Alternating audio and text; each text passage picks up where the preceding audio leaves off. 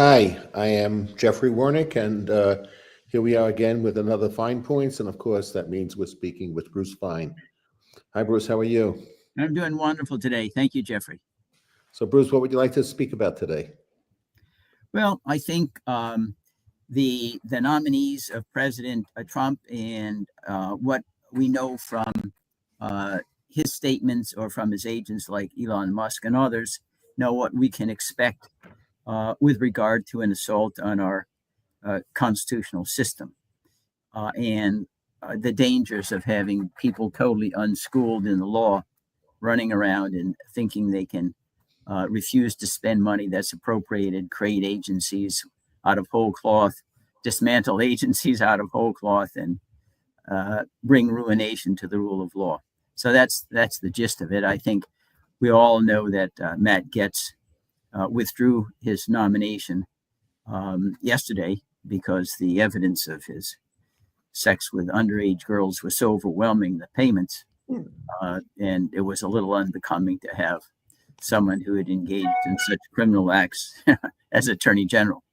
But the successor nominee, Pam Bondi, who is former Attorney General of Florida, and the Attorney General in that state is elected, not appointed, has her own problems, in my view. She's clearly a partisan. When she was running for Attorney General, received a $25,000 campaign contribution from a Trump organization, and then turned around and did not recuse herself from an investigation of a Trump university alleging fraud. So the conflict of interest there is rather glaring. I've stated, Jeffrey, that I think the first question for any nominee ever for Attorney General is, would you follow William Ruckelshaus, then Deputy Attorney General, during the Saturday Night Massacre on October 20th, 1973, when he received a phone call from General Alexander Haig, White House Chief of Staff of Richard Nixon. Your commander-in-chief has given you an order to fire Archibald Cox, the special prosecutor investigating President Nixon.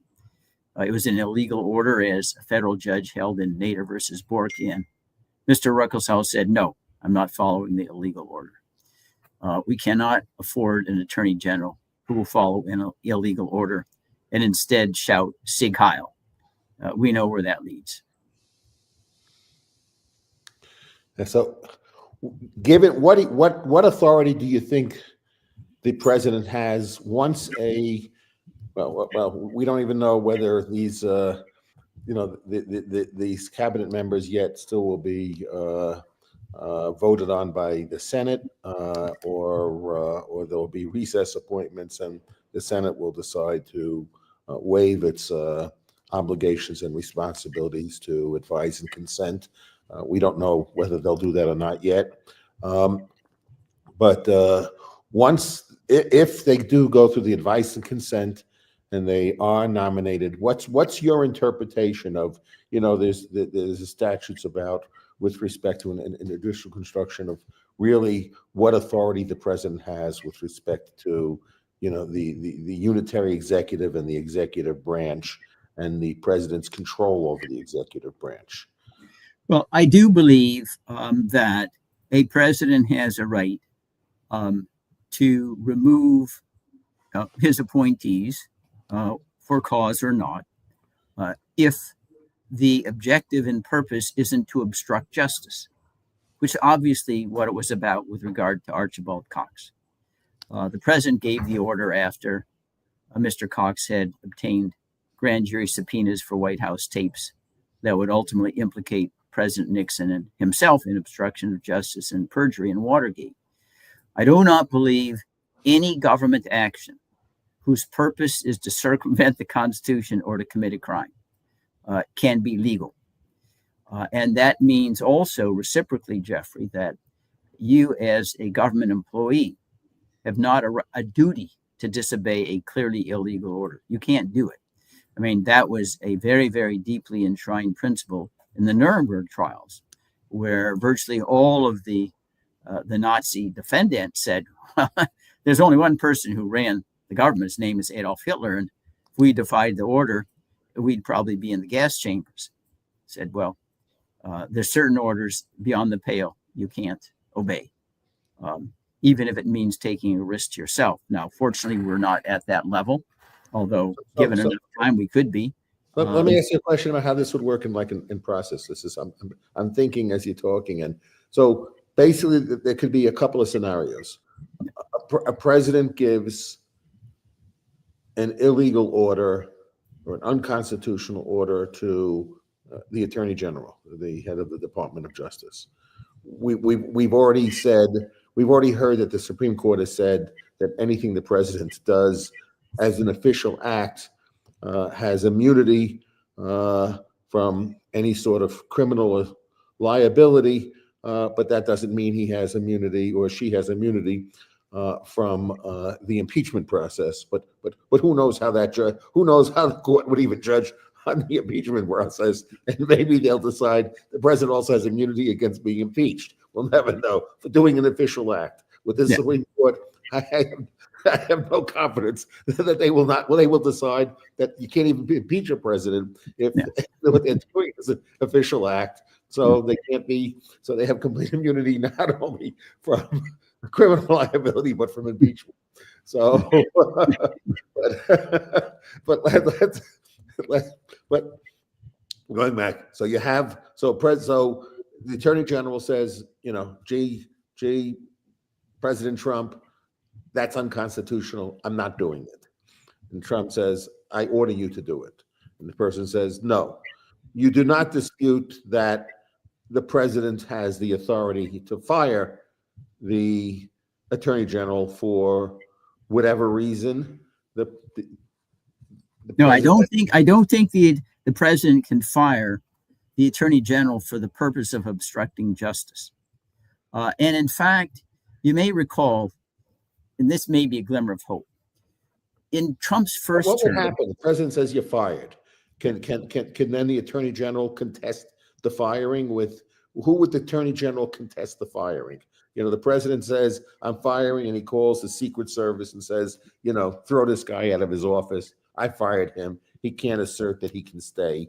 He's gone. So walk me through really how that would happen. Yes, the Attorney General could sue and seek reinstatement. In fact, that same scenario, Jeffrey, occurred with just small modifications under Franklin Roosevelt, when he was firing not his Attorney General, but someone at the Federal Trade Commission, was an independent agency. His name was Humphrey. And his estate sued, saying the firing was illegal because he had passed during the dispute and recovered, his past wages and compensation, because the court said that his firing was illegal. So that clearly would be a remedy that would be available to anyone who had been illegally fired. So they would lose their job, but they would get damages associated if they were thrown out of their job in a way the courts determined. The courts could the courts force the person to keep the job, or just give damages for being inappropriately fired? Probably just the damages, Jeffrey, because you could see that the problem of trying to supervise with an injunction, an Attorney General, how are you going to force the Attorney General to bring certain cases, to ask witnesses certain questions? It would be really beyond the capability of a court to engage in that kind of monitoring of the executive branch. So I think you would get damages. But in addition, I think that would amount to obstruction of justice, which would expose the president, even if you said he had to leave office, because we've never had the Supreme Court. I believe, Jeffrey, that if the Supreme Court were confronted with a situation was as glaring, it even takes January 6th to a new level. Their presidents, they could say, no, it's not going to mean this, because it would be so outrageous that, to permit the president, whose constitutional duty under Article 2 is to take care that the laws be faithfully executed. That provision was borrowed from the English Bill of Rights of 1689, where the Parliament was protesting King James II refusing to enforce laws enacted by the Parliament. And it would be, to my mind, constitutionally obtuse to say a president who's saddled with an obligation to faithfully execute the laws can't be prosecuted for purposely obstructing their execution. What if you have a scenario, though? What if you have a scenario here? The president tells the Attorney General, I want you to do this. The Attorney General says, no, I'm not going to do it because I think it's unconstitutional, in my opinion. The president says, I disagree with you. It is constitutional. You think it is. You think it isn't. I think it is. I don't like the way you construct the Constitution. I have a different method of constructing the Constitution, and my method says it's okay. So you're out of here. And then he goes back to, in this case, Trump, goes back to Congress, goes back to the Senate and says, I'm now nominating this person. And he vets that person, and that person says, gee, I agree completely with you in your construction of the Constitution. So then the Senate, in its functions of the right of advice and consent, controlled by Republicans, asked the person, well, we also agree with your and Trump's, opinion of the Constitution. Then I'm that person. So really, in that case, then basically, the president can ultimately get what they want as long as they control the branches of government that will continue to play ball with it. At what point is there a check and balance in that system? Under what scenario would the Supreme Court, get involved? Who would have standing to get the Supreme Court involved? And in order to provide, a check and balance again, when the people who are supposed to provide the checks and balance are actually waiving their obligations and responsibility to do a check and balance. Yeah. I think, Jeffrey, like in most cases of civilized law, it's matters of degree. Now, if the president has some plausible argument for his interpretation of the Constitution, then there may be a foundation for saying, then it isn't so clear that the purpose of the discharge is to obstruct justice. I do not think that Donald Trump, president-elect, has a working understanding of the Constitution. Among other things, I won't repeat, on July 23rd, 2019, he says, then under Article 2, I have the right to do anything I want as president. Later, he says he has a right to terminate the Constitution if he believes there's a fraudulent election. We go on and on. So it's not very likely that President Trump could claim with any credibility, that his interpretation of the Constitution is anything more than a whimsy at the time. And that would mean that the Attorney General in that circumstance could still say, if you're firing me and there's a confirmation of a successor, I can still go to court, because ultimately, even this Supreme Court has said it is the province and duty of the judicial branch to say what the law is, not the executive branch, not the legislative branch. And the judicial branch's interpretation would prevail. Well, I think at this point, in this case, I would assume that that Trump is confident that Bondi will not challenge him in that way, and that she will be faithful to him. And some indications are, as cases that you pointed out, that has been the case. So that she will be, she will place her loyalty to him in front of loyalty to the Constitution. There seems to be a reasonable expectation that she would behave that way, and that's why, and that's what he's looking for in not only Attorney General, and it seems to be for the entire member of his cabinet. But now it seems to me we're going to have a lot of interesting cases, with respect to the approach to the Constitution that this administration is likely to take on several topics. One, we have the birthright citizenship. I guess Trump and his people have claimed that the 14th Amendment does not provide for birthright citizenship. So which would then expand the amount of people that are that would be defined as being illegal and included in the list of people to be from the mass deportation list. You have still not really a solid interpretation and application of the ruling of Loper versus Bright with respect to the undoing to what extent the Chevron and administrative law, and how that will impact the work of the this commission that was put together by this DOGE commission with Musk and Vivek Ramaswamy.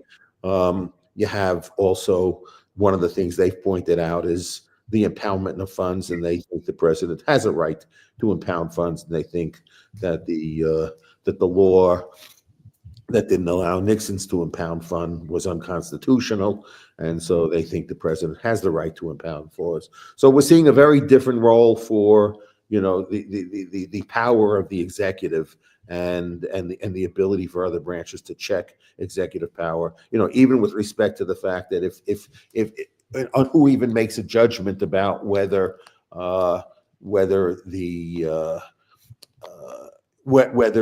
agency has overstepped in promulgating rules and regulations and fines and rules and regulations, whether they've done it consistent with the statute created by Congress, or they went beyond the scope of the statute, and going back to even how all this is interpreted from now. People claiming that they want to ignore what the intent of Congress was and just look at basically the public meaning of the words, and the intent of Congress becomes irrelevant. It's just how a reasonable person would interpret those sets of words. I think it was several years ago that I think what many people would agree is one of the best minds in the Court of Appeals, Frank Easterbrook, and I think there's pretty broad acknowledgement that he's one of the greatest intellects in the Court of Appeals. I don't know if you share that opinion. Yes, I helped get Frank appointed, so I do share that opinion. So, he is referred to the Supreme Court as having an absence of method. And he certainly, he was appointed, as I recall, by Ronald Reagan. Yes, I was involved in that, Jeffrey. I know for certain. We wanted to get people who has said could get not just their own vote, but many more because of their intellect. And he did more than we expected, or has done more. Well, that was the trio out of Chicago at that time. Yeah. Was Douglas Posner, Ginsburg, Posner, and Easterbrook. And I think at that point in time, they were probably considered the three greatest intellects in the Court of Appeals. Yes, for sure. Yeah, Posner and Easterbrook served on the same court, and Ginsburg in the D.C. Court of Appeal. Let me address those because you've raised wonderful questions. First, and I want to alert our audience here. The law is not a quick read. We've had 237 years of U.S. Supreme Court precedents. There are 200,000 regulations that you cannot understand and master the law if you're not a lawyer and overnight. Elon Musk, Donald Trump, Vivek Ramaswamy, they have no clue what they're talking about. None. Do you think that they have spent their time reading these cases and saying this is what this means or that? No. Let me read the very plain words of Section 1 of the 14th Amendment and ask anyone if there's any ambiguity about how you acquire birthright citizenship. It states, all persons born in the United States and subject to the jurisdiction thereof are citizens of the United States and of the state wherein they reside. Is there any ambiguity in that, Jeffrey? Sure. They're not actually persons. So they're not covered by the 14th Amendment. They're not covered because they're not really persons. Well, they're not. Well, if they're not persons, then I guess they can commit crimes or do anything else. They're not persons. And of course, it's been interpreted and applied for 100 and almost 80 years, according to the obvious plain meaning. And the idea that the executive branch could unilaterally just say, okay, now it has acquired a new meaning after all these years in the plain language, which of course the plain language and the textualists applaud as the foundation for interpretation, in my judgment, is completely absurd. Well, I respectfully disagree with you. Yeah. And I'll tell you why I disagree with you, really, with total respect. Okay. Okay. You're operating under like Merriam-Webster as the dictionary, so when you look at the meaning of words, you're looking up, the Cambridge Dictionary, the Oxford Dictionary, the Merriam-Webster Dictionary. So that's all fake definitions, okay? There's a Trump dictionary, okay? and your flaw, Bruce, is you've not read the Trump dictionary.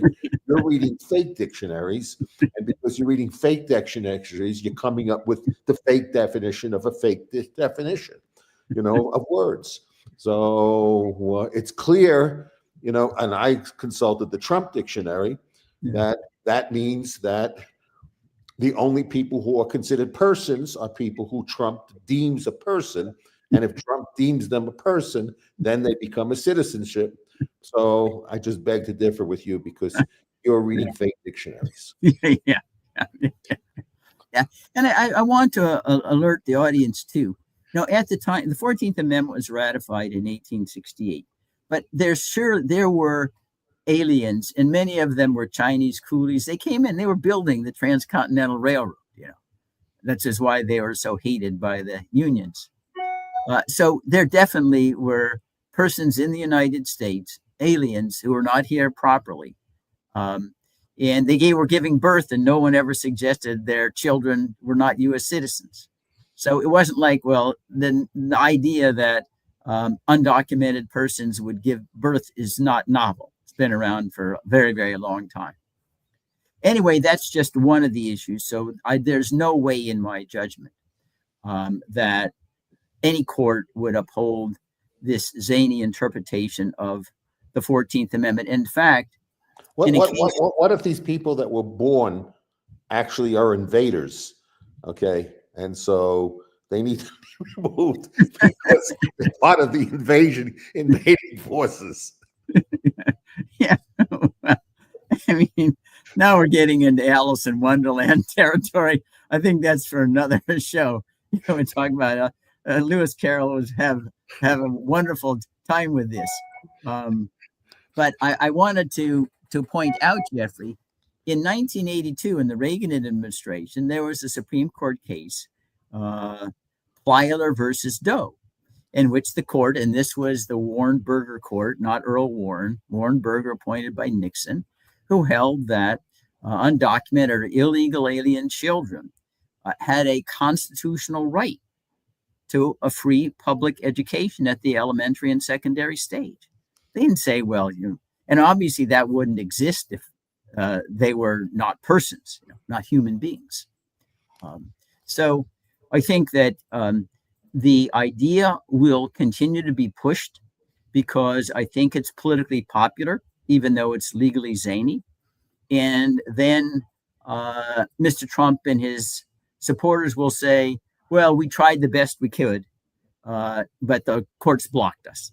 Point the finger at the courts, which is what Governor George Corley-Wallace did as governor of Alabama, and saying, well, I'm not letting any blacks into University of Alabama, but I'll make the courts force me to do it, and I can put the blame on the courts. So I think that's what's going on. It's a political stunt. It really doesn't have any legal chance of success. So you think they're really basically this is all for theater? They say they want to do this. They'll go through the motions. They know they'll be slapped down by the courts. Well, I don't have the comfort level that you have that they'll be slapped down by this court. I don't know if this court has any level of integrity, or at least not the entire court, but several members of the court. Because it's clear to me that those that have claimed, and we've had previous conversations about that they're going by this public meaning, form of construction of the Constitution, interpretation of the Constitution, that they have not been faithful to that method. So they apply it only when it's convenient to apply it, and they don't apply it when it's not convenient. So I think Easterbrook is correct. There is an absence of method. So I agree with Easterbrook's statements. So I don't really know what. It's not a court that I would ever feel comfortable in really now making a judgment about how they would rule on many issues. So, well, I would agree in general, Jeffrey. I don't disagree with your sentiment. I think Trump versus United States, I think, put everything into question because it was so off the wall. But there are matters of degree, and this is my judgment. It's not so important to keep Trump in power. That they rule in his favor on this. It doesn't going to have huge political consequences, at the ballot box. But for making this, I mean, this whole commission is troubling for me. It's troubling for me in many respects. One is the delegating a lot of quote authority to this commission. I don't know how much authority it'll end up even having, because I don't really know whatever it'll suggest, whether it'll be deemed as anything they do as having been constitutional. Because they might get slapped down when they try and impound funds. They might get slapped down when they decide that they want to interpret, where an administrative agency has expanded regulations and fines beyond the scope of what the Congress has empowered them to do, and that this agency that doesn't purely be accountable to anyone, will be making these pronouncements. And I guess I don't know to what effect anyone who is in a legitimate position of government, would have to follow anything that these people have to say, how these people would get anything they have to say, and also, that they have their own inherent conflicts of interest, and they basically structure this agency. They don't want the money because they want to preserve the conflict of interest, the ability to act with a conflict of interest, and that's why that's more valuable to them, is to benefit from a conflict of interest, maybe, than the money they would take. If you would think that if you want to have somebody in government to streamline government, you would feel that you would want them to be inside government, not outside government, and do it through the right processes and procedures, rather than take people outside the government who ends up being accountable to essentially only themselves, as long as, the president lets them do it. And I don't even know, the president could say, I'm going to terminate the commission. I guess terminate this commission where people have volunteered, and they will get other volunteers to work. And everybody who knows that they meet with them, that they have the endorsement of the president, so they know they're speaking with someone who's an agent on behalf of the president, while not actually being inside government. That seems to me to be a problematic thing, and I don't know why there's not more discussion about a problematic of giving so much governmental authority. And again, it's a government authority de facto, not like de jure. If I go out and say, if Trump says, on my right arm, here's Elon, and my left arm's Ramaswamy, and say, here's my guys, okay, these are my buddies, okay, these are my favorites, okay, these are my preferreds, and then they go, and you remember them, remember me, remember what I do when people are not disloyal to me, and I'm telling you all, these are my buds, okay. They knock on the door. It's like me knocking on the door. That seems to be putting people who are outside the government, significant influence in the government, being outside the government and not subject to any sort of ethics and conflict of interest parameters, or really any accountability, to anyone other than the president. Yeah, I agree, Jeffrey. I think this is a total theatrical move. First of all, they call it the Department of Government Efficiency. That probably violates a federal criminal prohibition upon using language that imputes some government authority that doesn't exist. Only Congress can create departments, not the president by executive order. Can't be done. So they use that name to try to fool people into thinking it has more power than it does. that maybe it gives more prestige to Elon Musk, and I can't even pronounce the other gentleman's name, Vivek, whatever his name is. Moreover, any authority exercised by anyone in the name of the United States must be consistent with the Appointments Clause, which means if you're a principal officer and doing anything serious, you have to be confirmed by the Senate. Musk and Ramaswamy haven't been confirmed by the Senate, and there's no intent that be done. So they are precluded under Article 2 from exercising any significant authority of the United States.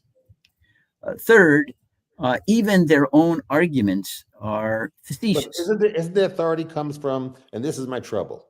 So Elon calls up, the Lutnick, I guess, the new Commerce Secretary. I just read this, do this, okay? And Lutnick says, well, you're outside the government. Nice to speak to Elon, okay? I drive a Tesla, okay? I tweet, but, I don't have to pay attention to you. And then Trump calls and says, really, what the F, okay? Elon called, you want to keep your job, when Elon tells you to do something, I'm telling you, you should do it. You feel like when you're speaking to Elon, you're speaking to me. So I'm talking about, in the real world, when, there's form and substance, when you get the form that he's outside the government, but the substance is he has real authority. Jeffrey, your observation is true, but that what you've described, Jeffrey, is independent of creating this commission. You remember Colonel House under Woodrow Wilson, okay? So he didn't have any job. Maybe he got paid $1. But Elon Musk could do that, whether this commission existed or not. Because we know Trump, he wants to do favor for people who he likes, and he's got lots and lots of money. So that feature of our system, which I call semi-plutocracy, exists whether you have this commission or not. Yeah. If the president is willing... There's a difference between somebody going out, Elon Musk, and he's lobbying on behalf of the interests of Elon Musk and Tesla's company. Then the other is Elon Musk working with the president is in a position in an unofficial capacity to have that level of influence, and yet have no accountability associated. Normally with authority, accountability comes with having authority. So here you have the president maybe delegating authority, significant authority, to somebody who has no accountability, and that seems to be contrary to the principles of our system. And I'm not talking about Trump did. If anybody else did this, I'd have the same problem doing it, whoever their names were. Okay? But a president can't do that. I mean, the president could say, here, I'm delegating authority to Jeffrey or to Bruce, and you can decide who to prosecute. We can't do that. There's certain things the president can't delegate. The whole purpose of the Appointments Clause in Article 2 is to suggest, no, if people are going to be exercising de facto or de jure authority of the United States, they got to go through the confirmation process, and they got to be on the government payroll. That's why, in fact, we have a law, it's called the Anti-Deficiency Act.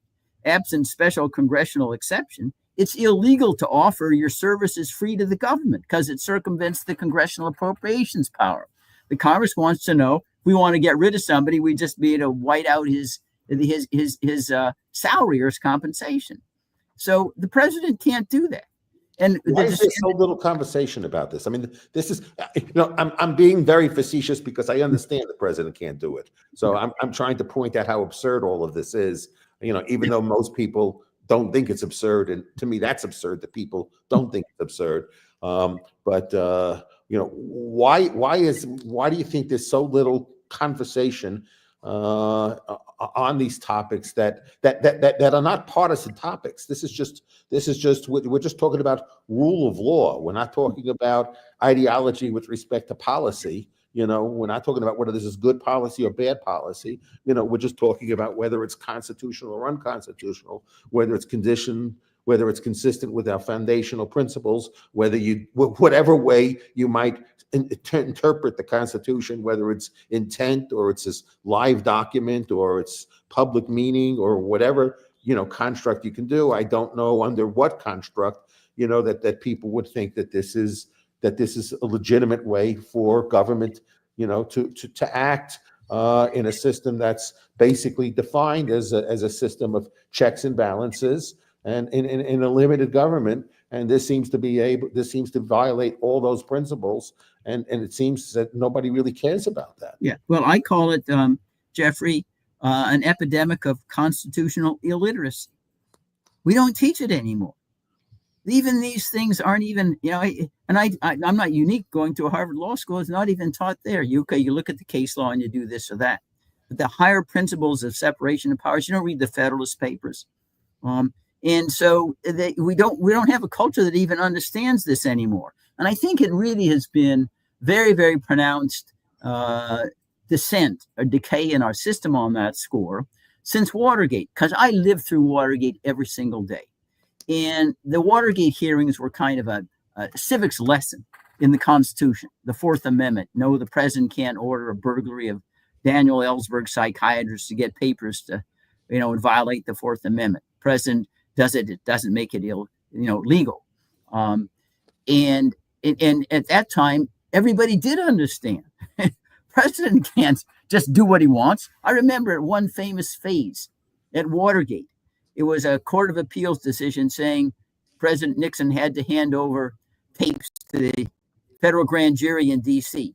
that could incriminate him. And President Nixon said no, he wasn't going to do that. He wasn't going to let Judge John Sirica, screen the tapes and then hand it if he thought it was relevant to the criminal investigation. He wanted Senator John Stennis, who was like 85 years old and deaf and dumb.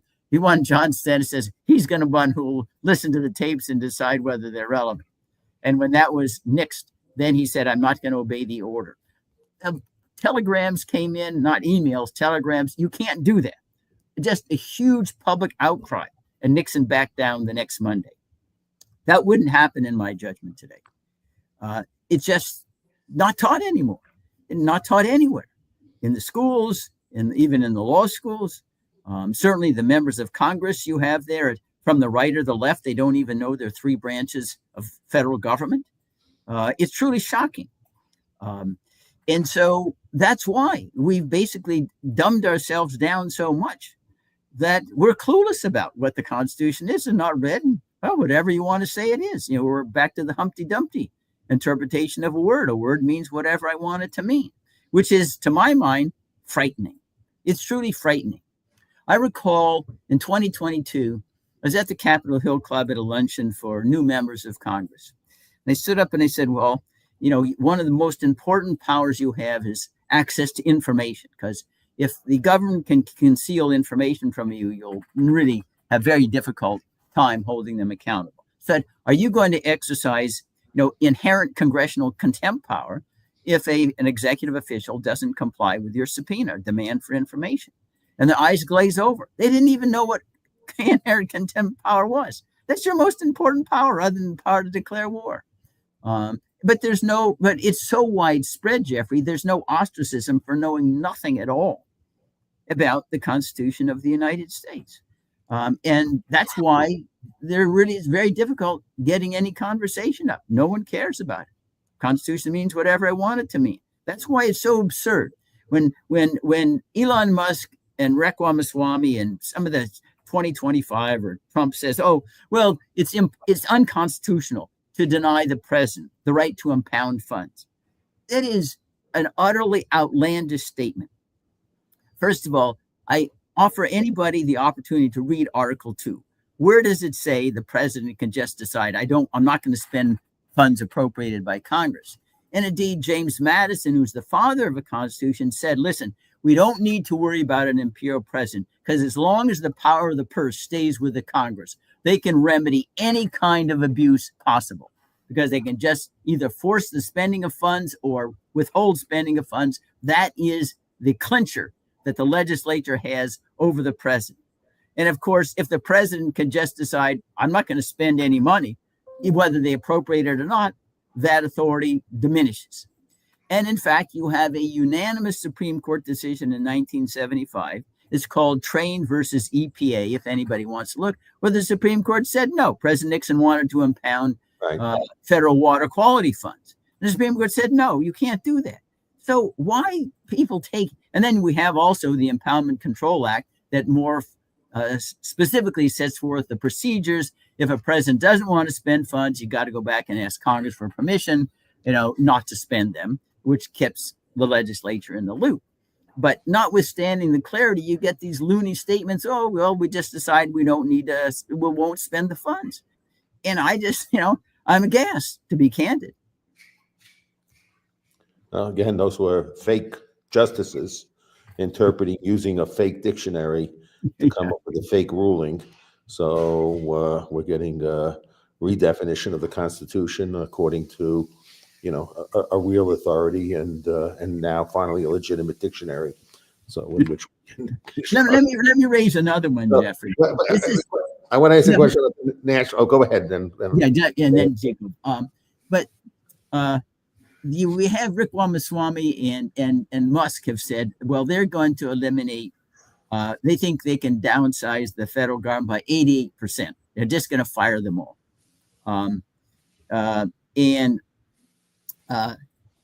That's how they're going to get their $2 trillion saved. First of all, not being appointed, they can't fire anybody.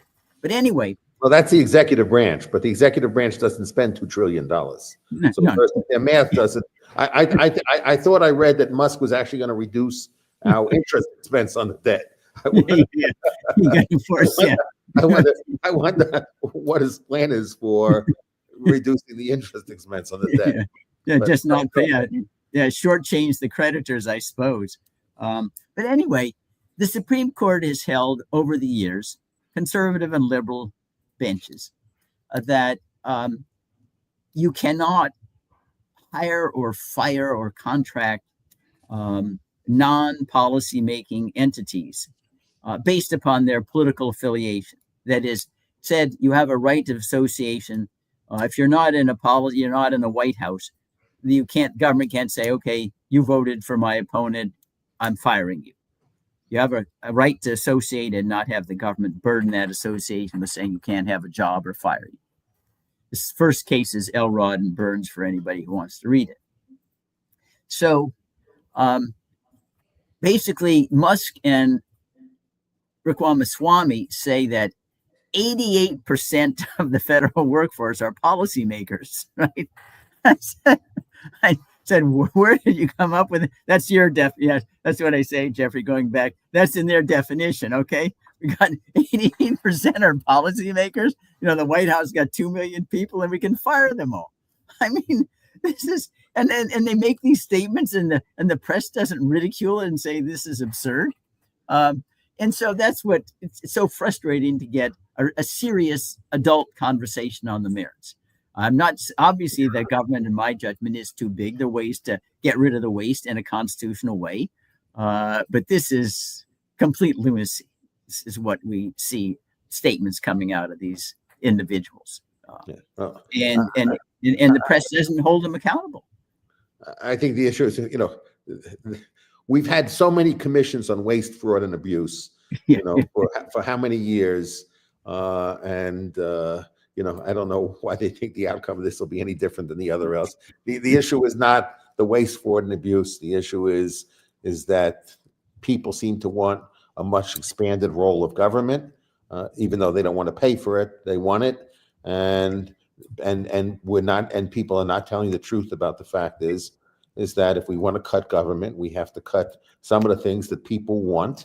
We're not cutting waste, fraud, and abuse. We're cutting, government spending based upon what people claim they want that they're not willing to pay for, and basically say, you can't have it anymore. I mean, so this is again the appearance that they're going to balance. They're going to do all this stuff as a free lunch. That basically the only people who will be the losers in this, will be the government bureaucrats that got fired, and other than that, every program will stay intact exactly the same way. It'll just be run a lot more efficiently. So that's kind of like the impression they're creating. They're not going to cut $2 trillion out of the budget, and produce that outcome. That's just if they make that claim, I think they're just lying. Yeah, So, for sure. and I can't believe they don't even know that they're lying when they say it. I gotta believe that they know they're lying, but who knows? So, Then let me just add to what your observations are, Jeffrey, and that is there's an incentive for the politicians, whatever their words are, to keep the government as big as possible. The more control they have over your life with spending, the more power they have, the more they think they can keep you in line. And they feel also that, okay, then they're more needed because you have to talk to them. Can you unsnarl this problem I have with the VA or HHS or Social Security, whatever? So they feel more empowered. And it's a little bit like, companies that they like to grow. They're like the metastasize. They just want to get bigger and bigger. And that is why for a century, at least since Herbert Hoover's Reconstruction Finance Corporation, whether you got Democrats or Republicans, whether they call it a New Deal or a Square Deal or any other deal or Reagan-esque or this or that, the government grows bigger every single year.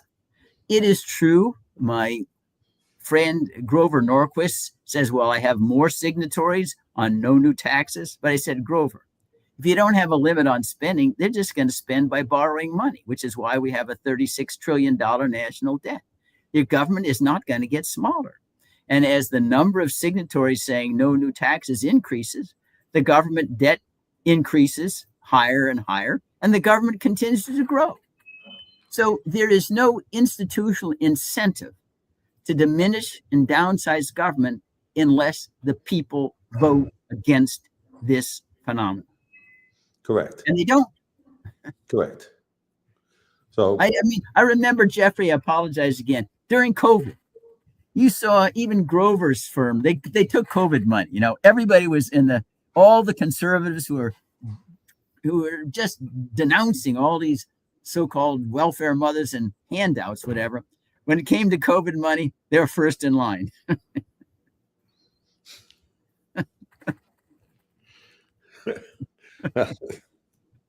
yeah, that's why they say no new taxes. They don't say no new spending. Yeah, so, exactly.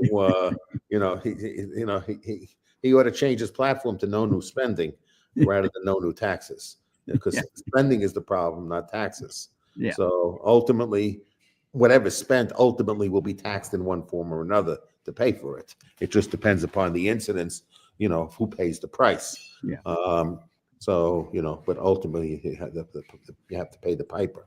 So I wanted to ask you about also who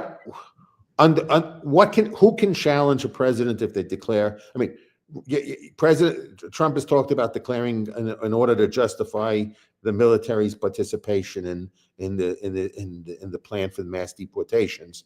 There's talk about that the national emergency would be declared, and then the military would get involved because a national emergency would be put. We saw that Rand Paul said, not a great idea, but. And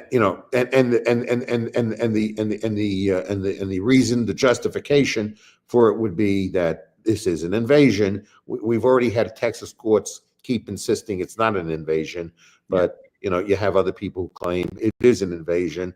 When I look up, the word invasion in the dictionary, again, I'm looking also at the same wrong dictionary you're looking at, but it doesn't seem to meet the definition of the dictionary I look at for invasion. But you and I keep reading the wrong dictionary, and that's our flaws as human beings. But so who could challenge? If the president says, I'm using the military, national emergency, I call it a general, I say, national emergency, you're gonna deploy the way I tell you because I'm the commander in chief and it's a national emergency, you got to pay attention to me. So who could challenge the president's interpretation of what is a national emergency that would trigger, the president to exercise that, which has occurred. Bush, I think Bush did it when the Rodney King riots and after that ruling. So So presidents have used it. I think most of the uses have been abuses of it. That was the Insurrection Act. It wasn't a national emergency. The Insurrection Act, yes. Yeah. I think certainly anybody who was targeted could seek, if they're detained, could seek a federal writ of habeas corpus and saying the law, this decree is illegal. And I think there are a couple of ways in which the argument could be fashioned, although I think we're more in a gray area than a clear area. First of all, in Congress in 1976 enacted the National Emergencies Act, but they didn't put any clue as to what a national emergency was. It's climate, gun violence, illiteracy, anything. And you could argue, and there are Supreme Court precedents going back to what's called Schechter Poultry and Panama Refining, saying that Congress cannot endow the president with limitless discretion in executing a law. They got to have some articulable principle that limits the discretion, and that the national emergency power is unconstitutional because there are no earmarks of what it means. Again, this is the Humpty Dumpty. It means whatever it wants it to mean. Then there's a second category of issues that arises under the Posse Comitatus law. This was enacted in 1878 that says that the U.S. military cannot be used to enforce civilian law unless there's an express statute of Congress. They use the language, express statute of Congress. Well, the Insurrection Act obviously doesn't say anything about illegal immigrants whatsoever. And you could argue that the Insurrection Act is not an exception. It's not a clearly expressed exception to the Posse Comitatus law, and therefore could not be invoked to enforce the law against the deportation of illegal immigrants. Now, there are at least two categories, Jeffrey, of immigrants who are exposed to deportation. One are those who arrive legally and they overstay their visas. If that happens, that is not a crime to overstay your visa. It's a civil violation. It's different if you enter illegally. That is a crime. But I don't think that Trump's deportation plan, it'd be very difficult to identify, certainly without more investigation, whether someone is subject to deportation because they've overstayed visa or because they entered illegally. So those would be the challenges that could arise. Now, I agree with you on the invasion. Invasion usually suggests you're coming with arms and guns and rockets and things like that. I think the women and children and people fleeing these dictatorial countries like Venezuela have very little or anything, and to call that an invasion is, again, other than a Trumpian dictionary, an absurdity. And I don't think it could pass muster in courts. So that's where we are. But I think as a practical matter, I don't think that it's feasible to believe that there will be very large scale deportations. And the reason is that the vast majority, and there are probably like 11, 12 million persons in the United States here that are not lawful, is that the vast majority are doing work and that's liked by their employers, and they aren't criminals. Some are, like the individual who got life in prison for killing somebody, but overall the incidence of crime amongst immigrants is lower than it is amongst natural born citizens in the United States. That they aren't sharing this information. So how are you going to know if you don't have a huge mass of investigators who's here legally or not, if the employers aren't sharing that information because they don't want their workers to leave because they're making money? So I do believe doesn't mean that there may not be some increase in the deportation, but I think the ability to execute these orders with any kind of efficiency is vastly overstated, because without cooperation, it's really hard to prosecute a crime. That's why most drug offenses in the United States go unprosecuted. You got a willing buyer and a willing seller. You know how hard that is to try to discover. That's why prohibition was a huge failure. You got willing buyers and sellers. You can only catch the tip of the iceberg with whatever massive investigators you have. Yeah, I've spoken to a lot of people about this, immigration issue, and not from the perspective of my point of view about whether, illegals should be deported or not deported. My conversation always is, well, let's avoid the argument of whether they should or shouldn't. Let's just agree that they should.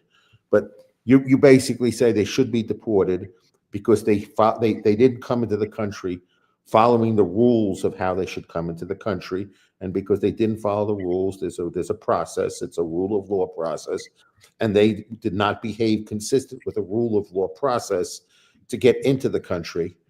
Don't you think you're bound by a rule of law process from removing them from the country? So so I said, explain to me how you're going to do it. I don't want to dispute with you whether you're going to do it or not. Just explain to me how you're going to do it consistent with a rule of law process. Because you say what the principle that you're preserving is rule of law. That's why you want to get rid of them, because they didn't follow the rules. They didn't follow the rule of law process. So I assume you hold everybody to that standard of following the rule of law process. So walk me through the rule of law process of how you're going to deport over 20 million people. And the point that you raised just now also, I think is something that really many people don't think about, is that for many years, when they take a look at when they would do calculations of how many people are in the country, quote, illegally, that more people have been here illegally by overstaying their visas than crossing the southern border. So we only seem to talk about the southern border, and we're looking to pick up people from the southern border, and when I did a little bit of research on this, I found most of those are basically people here on student visas that overstay their student visas. Some are tourist visas that never leave, and some are, and some have work visas that expire, and they stay beyond the expired work visas. But the biggest amount seems to be student visas. And when I checked which was the largest group, not a majority, but a plurality, were Canadians.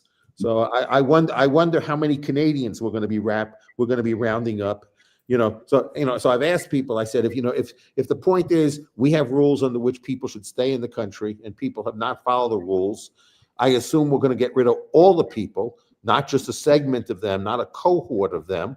Only the ones that came in we think have come through the southern border. They're the only ones we're targeting, and the other ones we're basically waiving, their illegal act. So this is as someone who I have respected reverence for the Constitution to some extent, as far as if I really thought we could live up to it, I'd love the document if we could actually follow what its intentions were, which was basically to limit government and really leave me alone unless I do damage to somebody else, or unless the country's invaded and we got to get together to protect ourselves against the foreign enemy that's actually invaded us. So if not, the federal government should do almost nothing.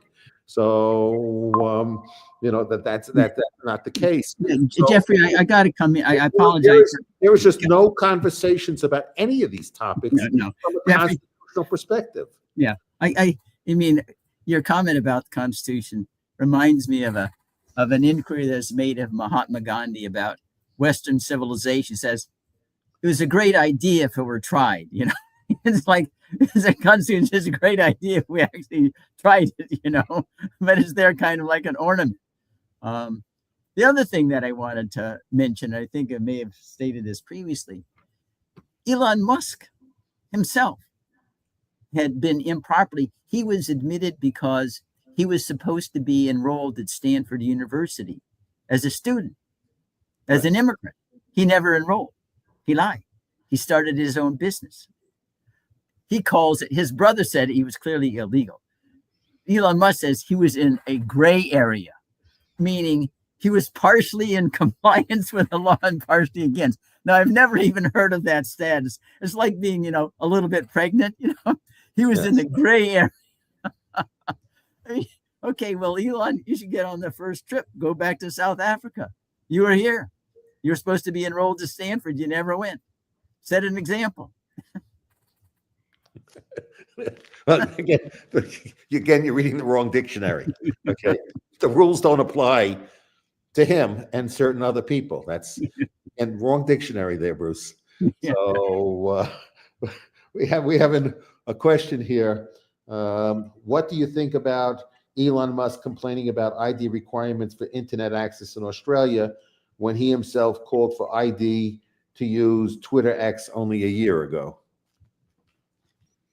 Yeah, I mean, I think that Elon Musk is about making money. He's a business guy. So to expect that he would have any consistent principles, I think, is not really a reasonable expectation.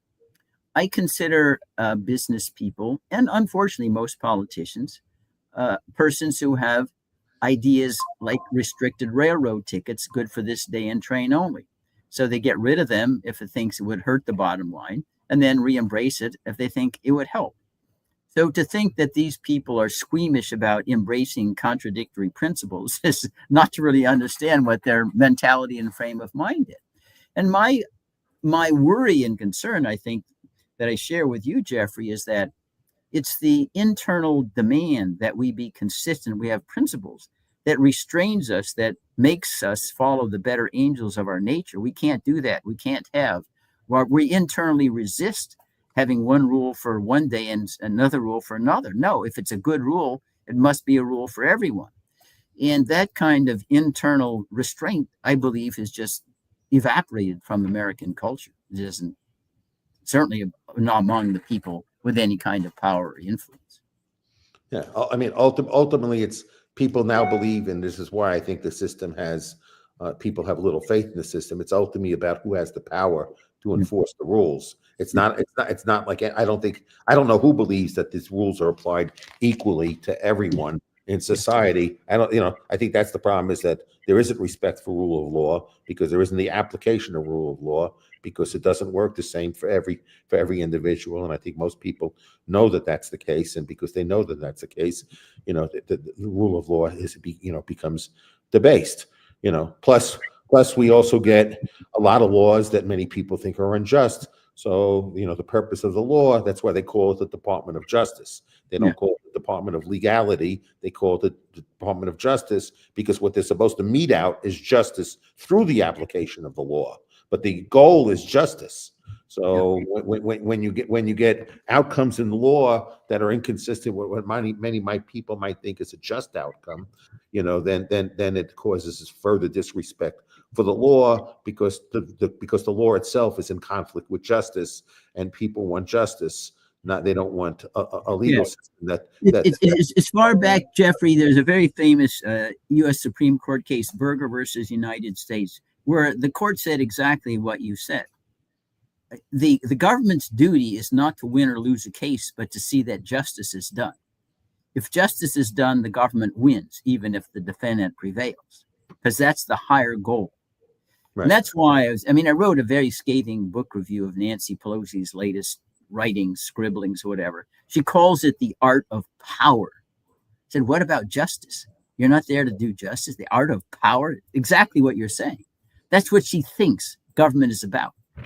Power, not justice. Well, that's what they all think. Yeah, that's what they all think.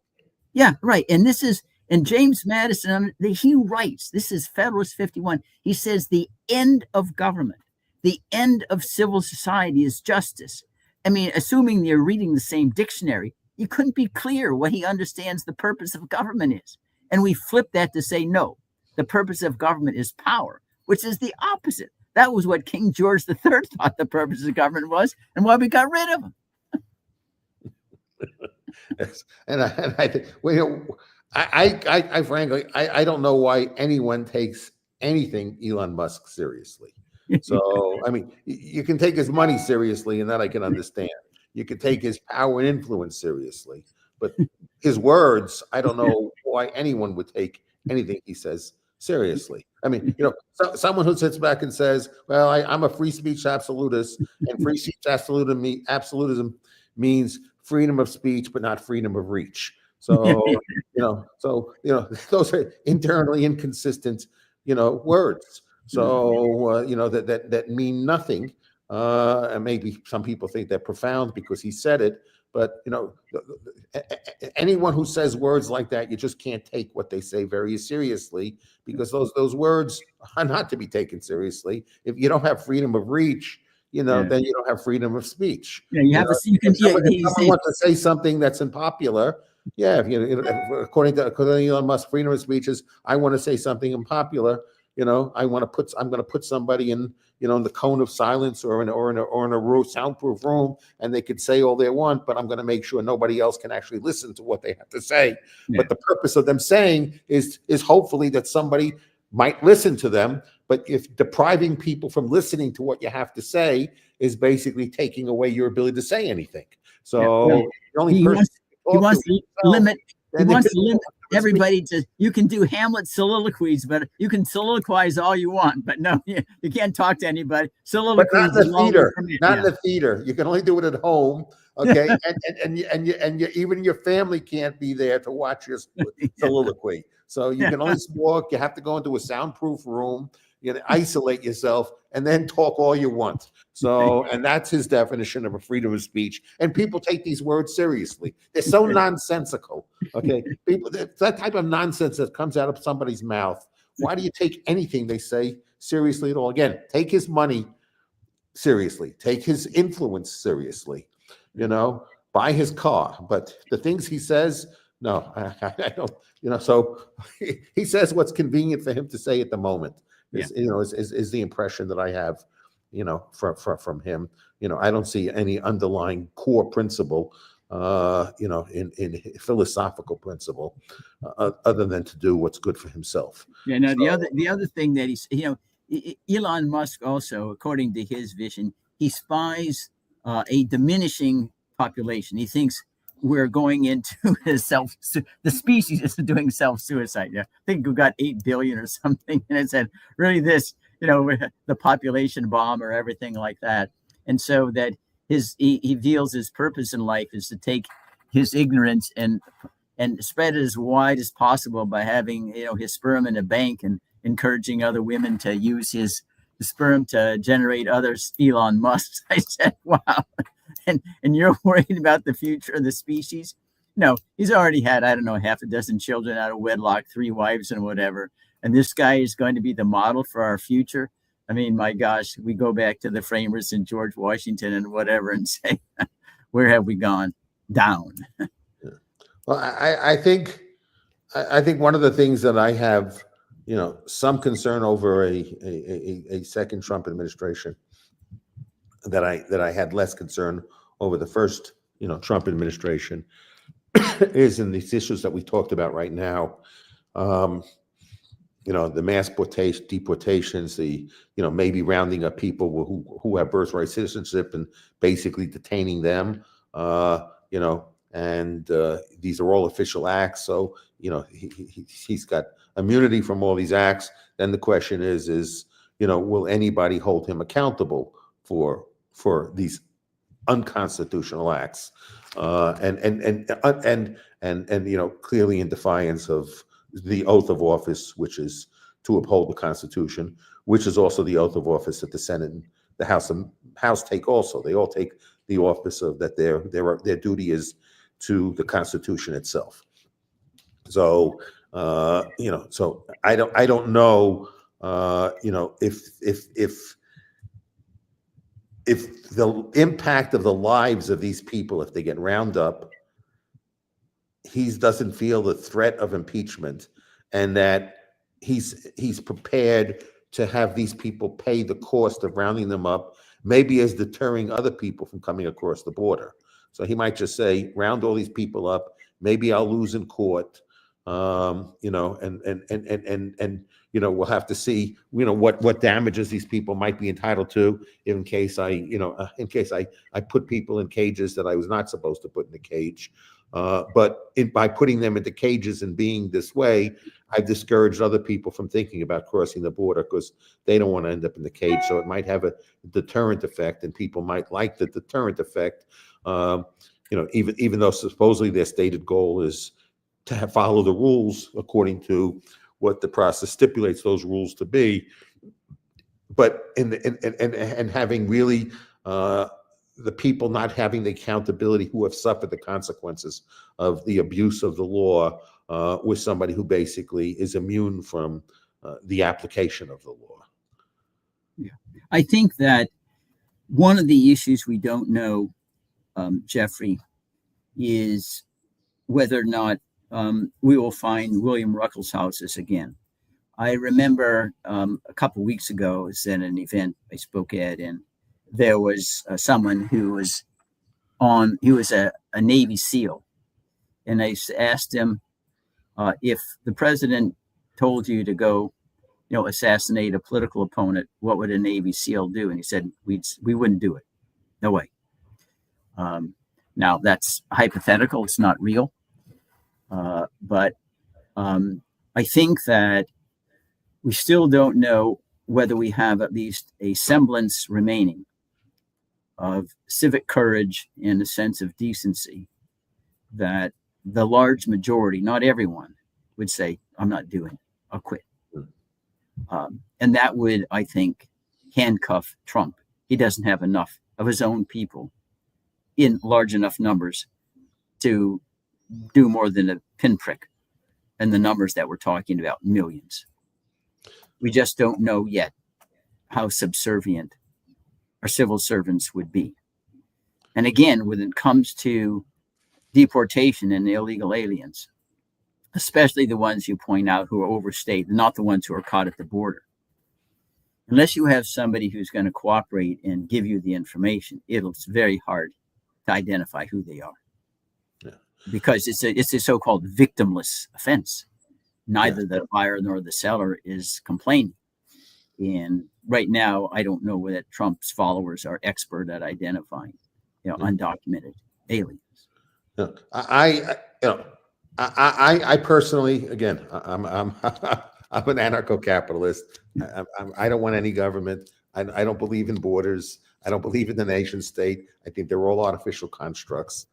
So I think the same rules govern pretty much. Mankind is. If it's not yours, you have no right to it. Don't covet anything that's not yours.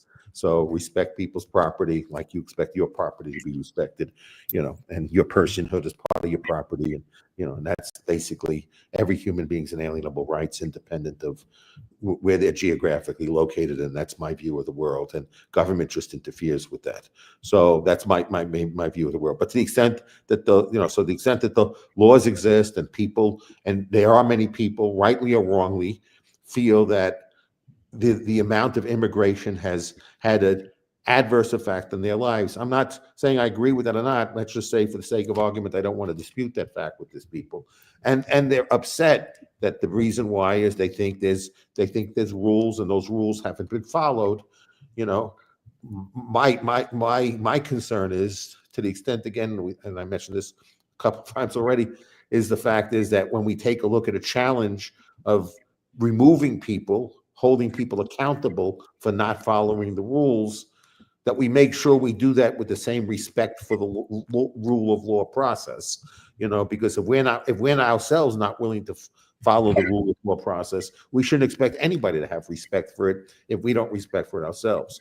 So my concern is that people are so frustrated, they don't, in the act of getting rid of, illegals.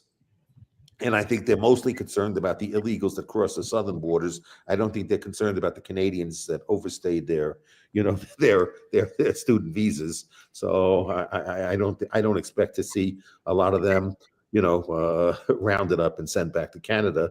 I could be surprised, but I don't think that's where the enforcement action will be. To the extent of that, people are so frustrated I think people won't care how we get rid of them, and they don't care whether we respect the rule of law process. They just want to see them gone. So it's not. So to the extent that the president can get away with this, Trump might be able to get away. It might not be only because Congress won't do a check and balance. The fact is that the Congress might do the check and balance because the people are so fed up that they don't want to check and balance. Yeah, that's certainly possible. There's a very famous statement by one of if not our greatest, Justice Louis Brandeis, in a case called Olmsted versus United States, where the United States wanted to exonerate itself from engaging in crime to overhear phone conversations and enforce the prohibition laws. And he said, the government is, for good or for ill, the government is the potent and omnipresent teacher. It teaches by example. And if a government becomes a lawbreaker, it invites everybody else to become a law unto themselves. It invites anarchy. And that's exactly what you're talking about. Where do you draw the line? Why is it only immigration? Why can't anybody say, well, I don't like laws against terrorism. I don't like laws against kidnapping or anything else. I'll just disobey them as well. Everybody gets to choose which laws to obey. So once you've broken, the line of you got to obey all the laws and there's a process by which you can revoke them or repeal them, then the deluge, as they say in the French Revolution, there isn't any articulable stopping point. And that's a frightful course for us to undertake. Yes. So, Bruce, how would you like to wrap up this conversation? What else would you like to talk about that we haven't gotten to yet that you'd like to discuss today? Well, the one issue that we touched upon briefly, Jeffrey, the recess appointments. And this is really, I don't want to sound like a tutorial, but I think it's important for the audience to understand. Basically, the Constitution was framed with the idea that there was worry that the president would engage in nepotism.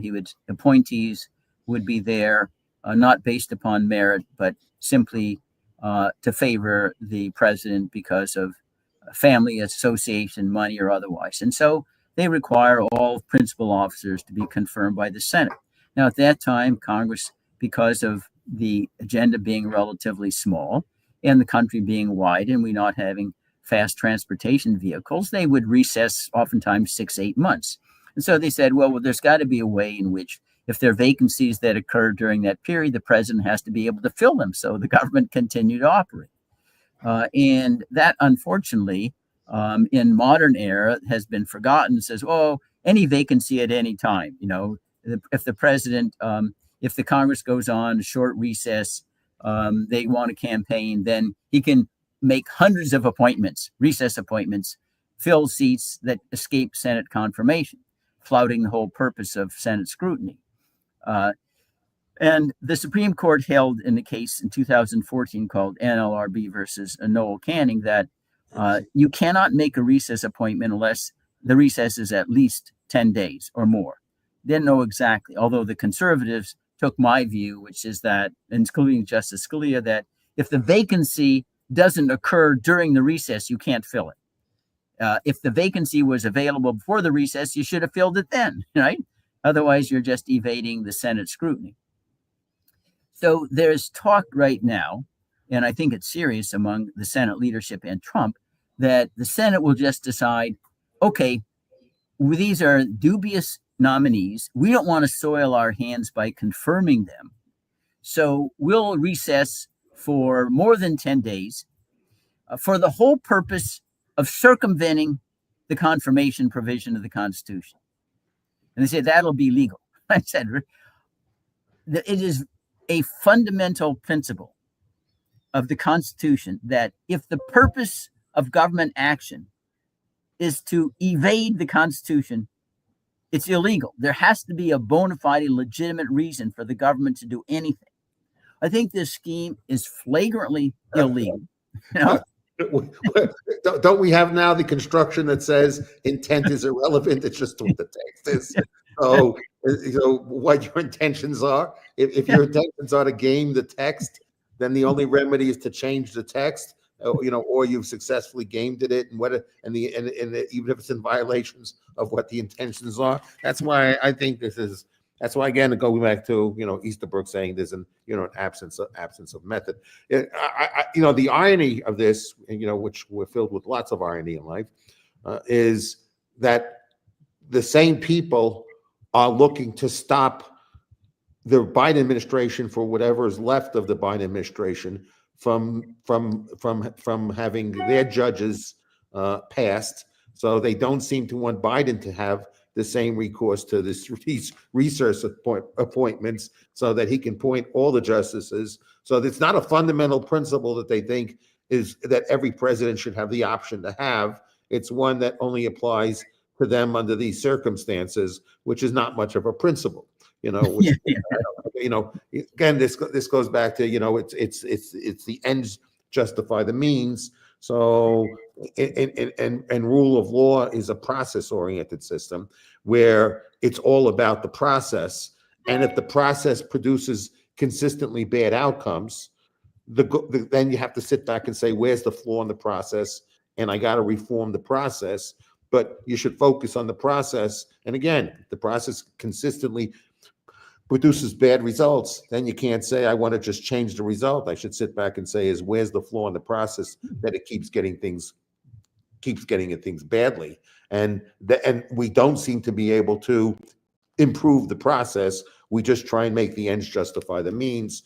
And then you're not basically living in a rule of law society. That's just all about power then, and doing what you can get away with, which is a constant theme of what we're talking about here, is the fact that it's really about what you can get away with doing, and the excuses or rationale you can get away for using that as an excuse, even though it's not the intention of the document. I think everybody who's plotting this now understands the purpose and the intention of the appointments clause, and they understand that they're really violating the intent of it, but they're looking for a way of finding a loophole to accomplish that objective. But that they understand what they're doing is they're debasing the Constitution while they're doing this. Yeah, there's a very famous phrase of Justice Felix Frankfurter: the Constitution forbids both simple-minded and clever violations. Right? It's not just the simple-minded ones.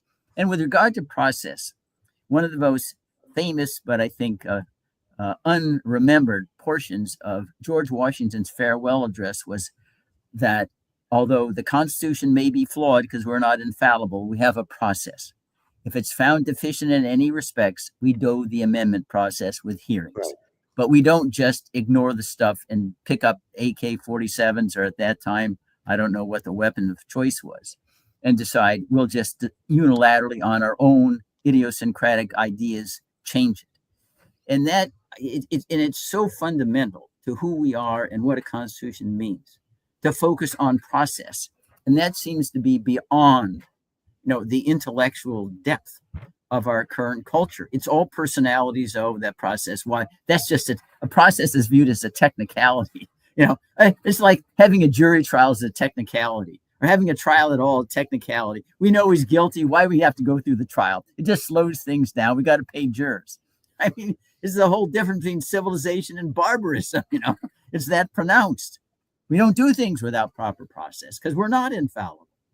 And I'd say that's lost in part, Jeffrey. We don't have no civic education anymore. Zero. Yeah, I very much share that sentiment. So, and ultimately, it comes down to that it's up to us. Yeah, it's up to us. We're the last guardrail against descending back to where we were with King George III. If the people don't do it and we don't push back with a vote, with the advocacy, whatever, it's not going to happen. I can tell you, I live in Washington, D.C. I'm up there every day. Don't think that they're going to transform themselves, into George Washingtons or whatever. They're not going to do that unless they fear they're going to lose their job because you're going to kick them out. And it's a slow process. Do not think that your letter, individual voice doesn't count. It may not change things overnight, but it's got to start someplace. And I always go back to this point, Jeffrey, over and over again when I think it seems so futile. I'm so grateful for the very first person on earth who stood up and said slavery is bad. Probably smashed, killed. We don't know who that person was. Somebody had to start the conversation, even if it was futile. Same with the first woman who said we're not chattels. She's probably stoned to death, right? But women would be chattels unless somebody had to stand up, even when it seemed futile, say we're not chattels. if that's what we have to do, we have to do it, even if we get no credit for it, but at least set the seeds for some future generation to build upon. That's why we're Americans, and we have this opportunity now because 56 signers of the Declaration of Independence signed their death warrant to say, if we lose, we're willing to risk our lives in order to be free from King George III's tyranny. Well, thank you. I'll leave, those words are wonderful words, and I think I will leave this conversation here with your final words. And as always, Bruce, this is a pleasure, and I hope you have a great weekend. Wonderful. And thanks to the audience as well. Thank you, Jeffrey. You're wonderful, wonderful host here. Thank you. Bye, Bruce. Okay, bye-bye.